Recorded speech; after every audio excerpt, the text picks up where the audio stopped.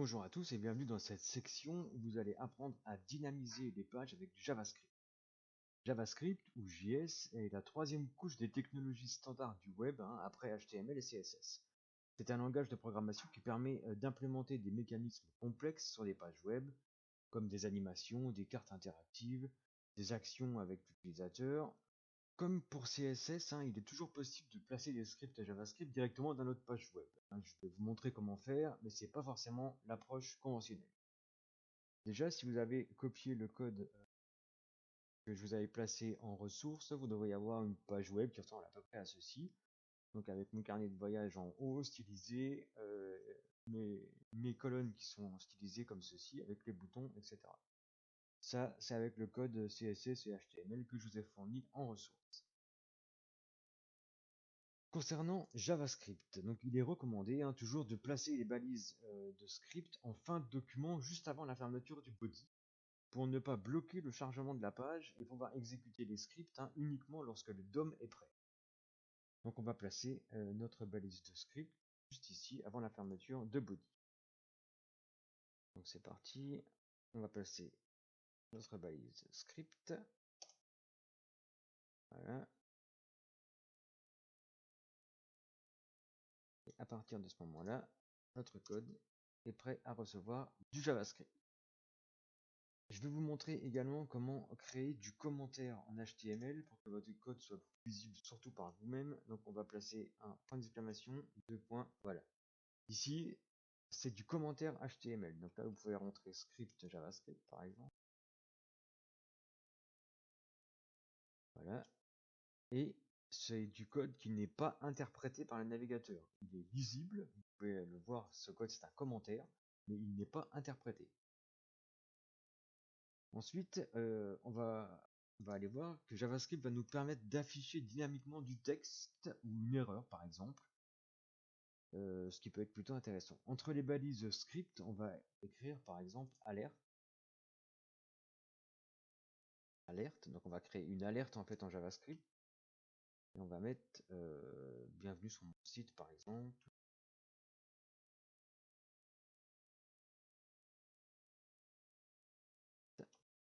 Voilà, on enregistre. Là, on va voir sur notre navigateur et qu'est-ce qui va se passer? Voilà. Le DOM vous indique bienvenue sur mon site. Vous cliquez sur OK, le restant du site s'affiche. On actualise, on a de nouveau ce message qui va apparaître. Comme on l'a dit, JavaScript permet d'interagir avec les éléments du DOM. Mais pourquoi le DOM et qu'est-ce que le DOM? Le DOM, c'est le Document Object Model. C'est une API qui représente et interagit avec tout type de documents HTML ou XML. Donc c'est toujours un peu flou, on y reviendra progressivement tout au long de ce cours, ne vous inquiétez pas. Quoi qu'il en soit, ici nous souhaitons attendre que la page soit totalement chargée pour afficher notre pop-up, pour être certain que rien ne bloque. Donc pour faire ça, on va utiliser un événement, ce qui porte bien son nom car c'est un événement de notre page, qui va s'appeler Windows Onload. En bon français, ça veut dire au chargement de la fenêtre. Puis on passera en paramètre de cet événement la fonction ci-dessous alerte pour afficher notre pop-up. Donc je vous montre comment coder ça. On va mettre Windows onload, donc Windows.onload. Il apparaît ici. Windows onload, c'est une fonction. On va lui passer en paramètre et en paramètre on va passer alerte. Est-ce que vous avez en dessous?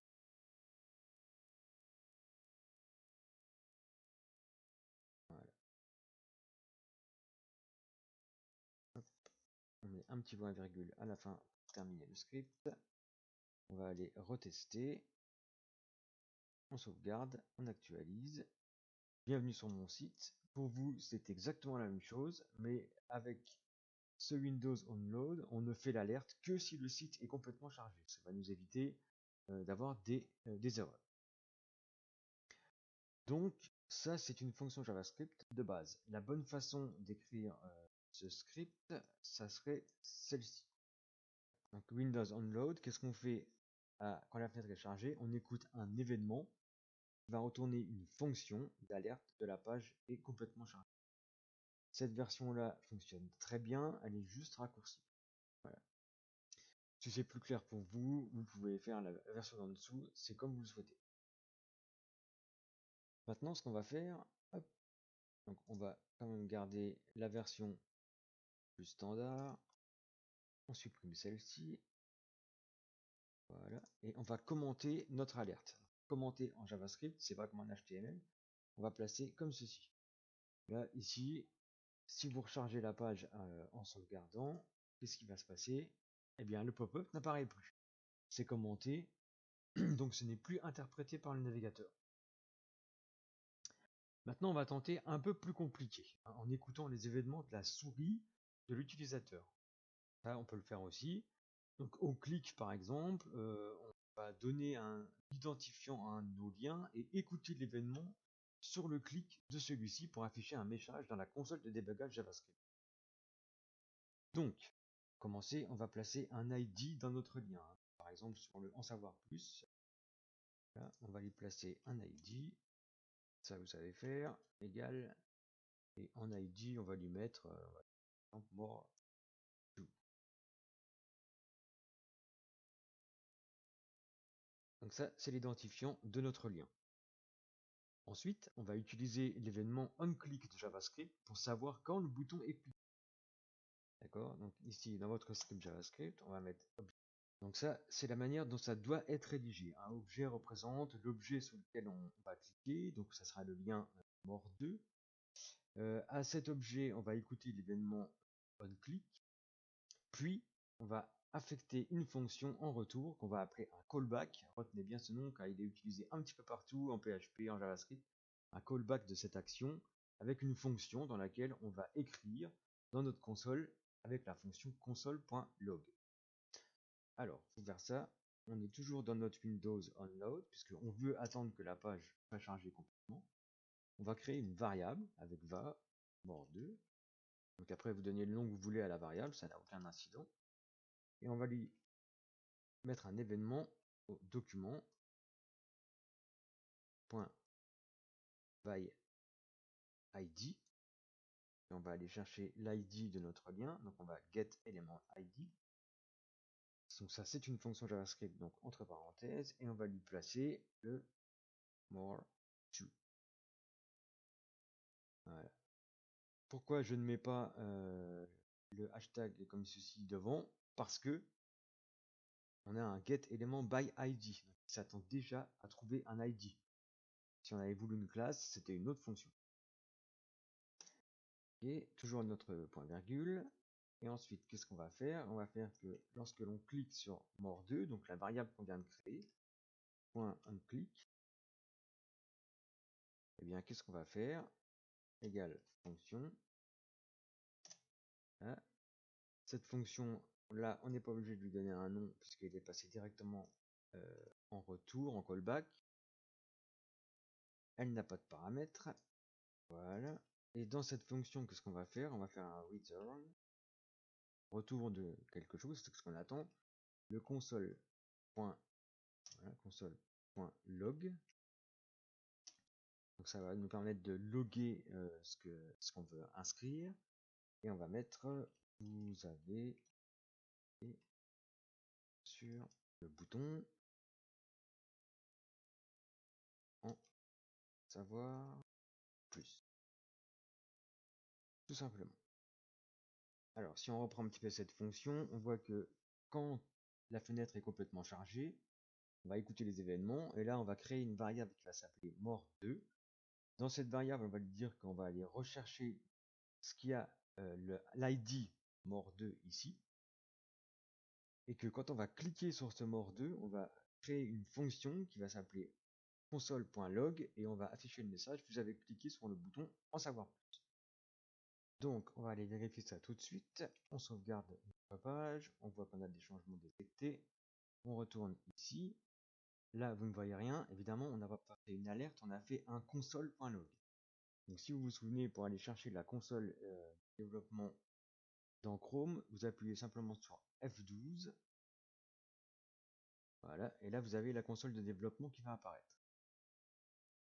Voilà, donc il faut aller dans console. Voilà. Ici, on actualise. Et quand on va cliquer sur un bouton en savoir plus, qu'est-ce qui va se passer? Eh bien, il ne se passe rien et je vais vous expliquer pourquoi. Donc, vous l'avez peut-être compris vous-même, cet ID mort2, on ne l'a placé que sur la troisième carte. Donc déjà, ce qu'on va faire, c'est aller copier ça et le coller dans les autres liens, en savoir plus. Là et ici. Donc là, on va enregistrer. Si vous retestez, vous allez regarder ce qui va se passer. On clique dessus, boum, ça apparaît, mais ça disparaît direct. Voilà, hop, ça apparaît ici, mais ça disparaît tout de suite. Et on n'a pas le temps de le voir en fait. Alors pourquoi? Bien, tout simplement parce qu'on a placé un href index.html, ce qui veut dire que par défaut, à chaque fois qu'on va cliquer sur ce lien, on va recharger la page d'accueil. Donc forcément, on n'a pas le temps de voir ce qui se passe dans la console. Si on supprime les href, voilà, on actualise, on va voir ce qui se passe ici. Voilà. Si on clique sur en savoir plus, vous avez cliqué sur le bouton en savoir plus. Le deuxième, pareil, et le troisième, pareil. D'accord? Maintenant, on voit que le bouton n'apparaît plus comme un bouton, étant donné qu'on a supprimé le href, il n'est plus considéré comme un bouton. Et bien c'est pas grave, on va aller créer un style CSS pour notre more2. Donc c'est uniquement pour l'ID, hein. More2. Et on va lui placer un cursor pour souris, hein, tout simplement. Cursor égale pointeur. On enregistre. Et si on retourne sur notre page, voilà. Là, on voit bien que maintenant, on a bien le bouton du curseur qui s'affiche. Quand on clique, ça fonctionne. Donc on va redécortiquer un petit peu le code JavaScript qu'on vient de créer. Ça peut vous paraître assez compliqué, mais qui va très vite vous venir en tête.